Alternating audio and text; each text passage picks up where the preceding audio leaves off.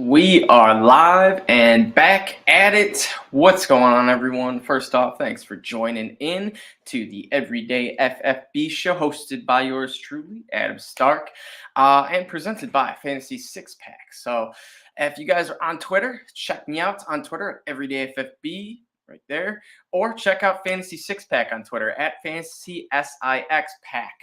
They post all sorts of great content, my podcast, other Fantasy Six Pack podcasts, all sorts of good stuff. But I'm not talking just Fantasy Six Pack today. I'm talking a couple of AFC East running backs, and those are my boys Damien Harris and Devin Singletary, the D names, and both of these guys. They were impacted not just by the draft, but by free agency as well. And by that, I mean Damien Harris. And ladies and gents, if you're new here, we like to dive right into things. So I'm just going to hop right into my Damien Harris, Devin Singletary talk and get the ball rolling because that's what you guys want to hear. You're here for fantasy football takes, and that's it. So Damien Harris, his ADP as of now is the 6th round, 4th overall. So early 6th round pick. He's a guy that I'm not high on as I was last year, because last year he was just a dude that he seemed like was a good value, and then you got him and just boomed out of the stratosphere. And by that I mean he had a huge year, 15 total touchdowns. He finished as the RB 13, but some of this comes with a little bit of an asterisk, and by that I mean he had some injury help. We had James White go down real quick. We had Rhamondre Stevenson just battle injuries all year long. And then, I'm drawing a blank, but there was another Patriots running back that was banged up. So it was pretty much Damien Harris's backfield to control. So not saying that he's going to be a major bust this year, but I'm going to get to it. So you're obviously going to be having healthy running backs, especially James White this year, who wasn't there essentially the entire last year.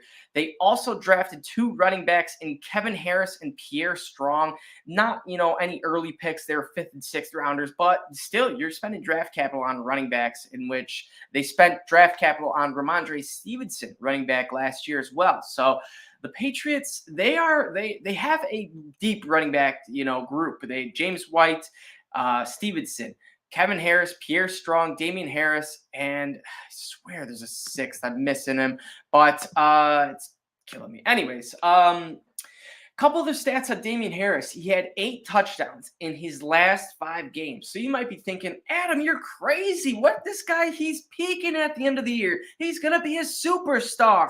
Well, he's in the offense with Bill Belichick, and this man doesn't care who gets the ball. This man doesn't care about fantasy football. He cares about points and winning, and we've seen it happen, ladies and gents. We've seen Jonas Gray go off for like 400 yards. We've seen LeGarrette Blount go for 5 touchdowns. We've seen, Brandon Bolden go for a few touchdowns. It's just these random-ass guys will just pop, and I'm 100% confident we're going to see a big game out of not Rhamondre Stevenson, not Damien Harris, but we're going to see a monster game out of one of the 3, James White, Kevin Harris, or Pierre Strong. It's just going to happen. Bill Belichick is weird. He likes to put players in opportunities that you would not expect. So when you're expecting Damien Harris to get the ball on the 5-yard line and you see Pierre Strong trotting in, come back to this podcast, because you're gonna remember it. That's what's gonna happen, and that's honestly what I'm concerned about. I'm concerned that Bill Belichick is going to just want to get points no matter what, just the trickiest, best way. And if Mac Jones, if he takes that next step, which he seemed like he could and is very capable of, then this offense, yes, they could, get more scoring opportunities, but they had plenty last year. And it's only going to be diluted with all these new running backs coming in. And yes, I know I'm saying new and kind of hyping them up, and they're 5th and 6th rounder guys, but still, they're going to get options. They're going to get looks. And the one I'm most concerned about is Rhamondre Stevenson. I believe that he's going to make his impact fast. And Stevenson, he was just one of 6 rookie running backs last year since 2013 to have multiple 100-yard rushing games and 2 touchdown games in a season. So shout out to fantasy footballers for that stat. But Rhamondre, he is a guy that's not going to be going away lightly. He was a phenomenal runner. If you just watch the tape, you knew that this guy was a good running back. You knew that this guy could play ball. So the Patriots, it would not shock me if all of a sudden they flipped the script and Rhamondre was, that guy was the workhorse come, weeks 8, 9, 10, and so on. So it's going to be interesting to see if, Bill Belichick will do any type of changes or what. But let's keep talking about Damien Harris. He had the 6th most goal line carries last year. So I will say it wouldn't shock me if he, held down the goal line carries and kind of held that role. But it's just, I feel like there are too many mouths to feed. I will say the one thing that Damien Harris does have going for him is they added another left guard offensive lineman, and that's Cole Strange. Yes, it was a strange pick. Knee slapper. Sorry, dads out there. Actually, maybe you love that one. But Cole Strange, he was a first-round pick that was seeming like he was the second, maybe even third-round pick, but nonetheless, the Patriots believed in this guy, and they took him in the first round. So he's going to be starting left guard. Obviously, that helps out your running backs, your guys to open up holes. But the Patriots, they still have, stud tight ends, Hunter Henry and Jonnu Smith, who, yes, Jonnu Smith underperformed, but he's getting that money. So he's going to be getting more targets or similar type workload than he did last year. He's not just going to poof, disappear. He will still be involved. So Jonnu Smith, he's a guy that we've seen line up in the backfield before, but not too worried about him. The guy I'm worried about, as I've mentioned, is Stevenson. So if something were to happen to Rhamondre Stevenson or vice versa, Damien Harris, I view these players very, very similar in which they're a quality RB3 with incredible handcuff upside. And by that, I mean, if you have one of the two and the other one goes down, you're looking at a high-end RB2, maybe a low-end RB1, depending on, who's been injured, who's not injured, how he's playing, what teams he's playing. But we legit saw it last year. Damien Harris finished as the RB13. He was balling out. And Rhamondre Stevenson, I'm just trying to pull up his stats real quick because I know he had a couple really good games.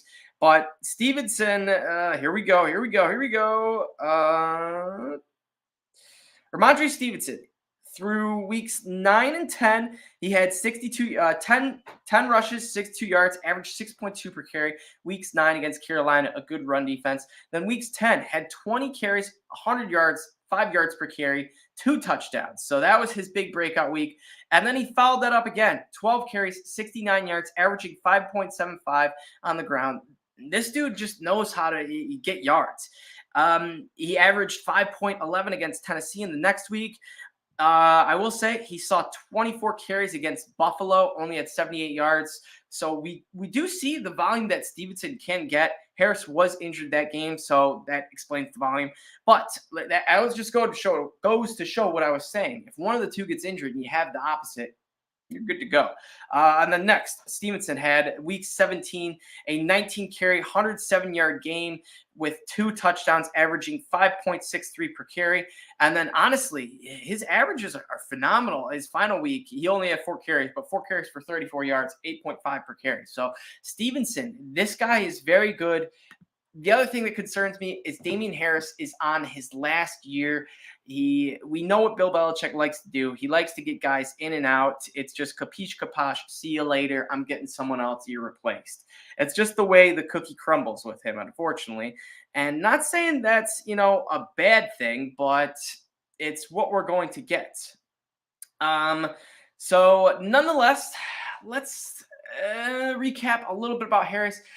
ADP 6.04 is probably I'd have to look at some of these other guys around there, but right now it just feels a tad bit too rich. The Patriots, they also added Devontae Parker, a guy they traded for. I know he's not, an elite weapon, anything, crazy special, but he's a weapon they traded for. And not to mention they drafted Tyquanton, I don't know, something Thornton, and he's very fast dude. Fastest guy in the NFL draft, so to speak. So if either of those two guys, starts to produce, then you're going to see, red zone targets, touchdowns going to Thornton, touchdowns going to Parker just off of them being playmakers. And don't get me wrong, Devontae Parker's a solid dude. He can jump up. He can high point the ball. We've seen him have his moments. He just, he hasn't played with superstar quarterbacks. I'm not saying Mac Jones is a superstar, but he could be better than Tua. And if he's better than Tua, it'll help because we saw Parker with Fitzpatrick and he was solid. So Mac Jones, don't be afraid to sling it. But that's a whole different Parker wide receiver discussion. Let's move on to Sir Devin Singletary, who this was an interesting one because Singletary, he seemed like he was that guy. He seemed like he claimed the backfield in the last, 6 or so weeks, not 6 or so weeks, last like 3 or 5 weeks and into the playoffs. So why did the Bills go after running back James Cook? Well, he was more or less best available. Always like to give weapons to your stud quarterback, Josh Allen. But let's talk a little about Devin Singletary a bit. From weeks 15 on and into the playoffs, Singletary was that dude. He was averaging 20 touches per game, a absolute great rate for running back. He had 9 touchdowns in that stretch. So, like again, what do you do, Bills? Why you got your guy, right? Well, wrong. We've seen this with the Bills. They haven't been fully committed to Devin Singletary, and they were this one bit. And the whole drafting of James Cook makes me believe that it wasn't enough. It was good, but it wasn't enough. And I think had they won the Super Bowl, no way James Cook gets drafted. Had they made the Super Bowl, probably not James Cook gets drafted. But they lost a tough one to the Chiefs in a shootout barn burner. Not saying it was Singletary's fault, but weapons are weapons. And if you win the Super Bowl, you don't want to change anything. And we've seen that go on in the NFL.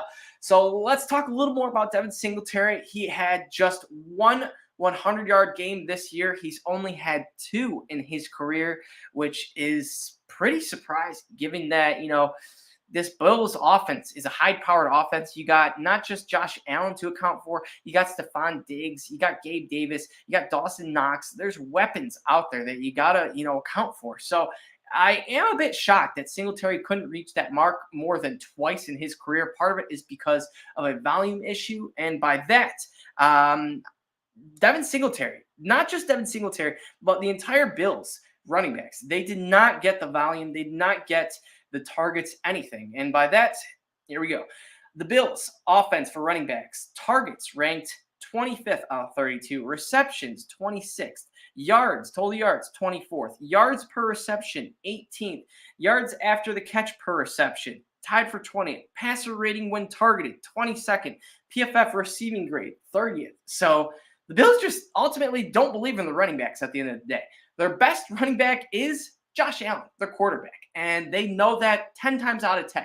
So if it's a 5-yard carry, 7-yard run, it's going to Josh Allen, folks. So we're going to have to see Devin Singletary or James Cook, whichever, Bills running back you want to go in on. They are going to have to make their bread and butter from outside those, crucial, those goal line carries, those 5-yard inside the 5 touches. They'll have to, make the touchdown run on the inside the 10-yard carry when they get, 1 or 2 of them, not when they're only getting maybe 1 inside the 5. Then it goes to Josh Allen. And of course, what's going to happen when Josh Allen's on the inside the 5-yard line? Touchdown. So a few more stats on Devin Singletary.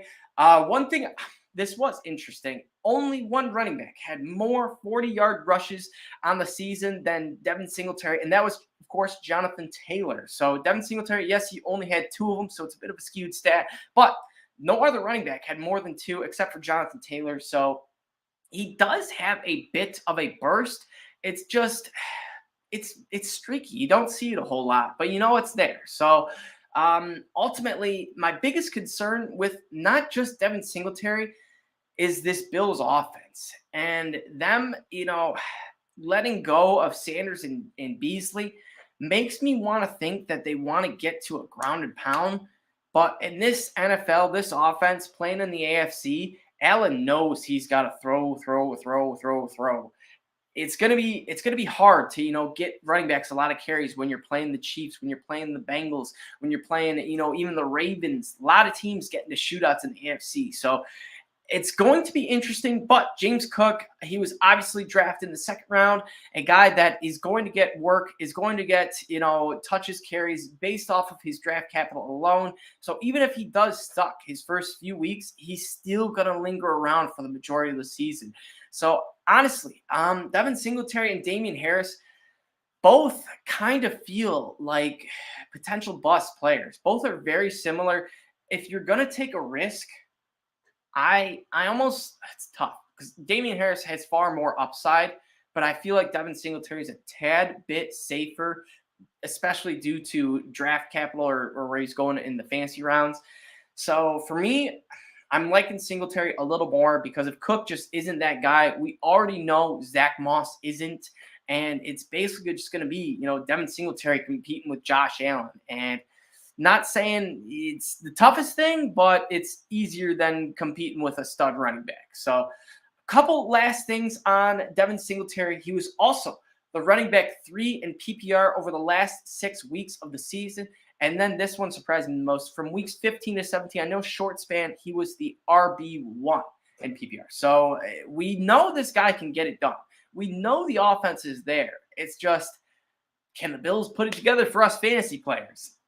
Probably not, because they don't care about us fantasy players. They care about football games and winning. So for me, back to what I was saying, Singletary and Harris, it's tough. If you want the riskier side, I'm taking Harris because if this hits, this is going to hit. And like it or not, Bill Belichick is going to be forced to use him if, Stevenson gets banged up and Harris is just playing great.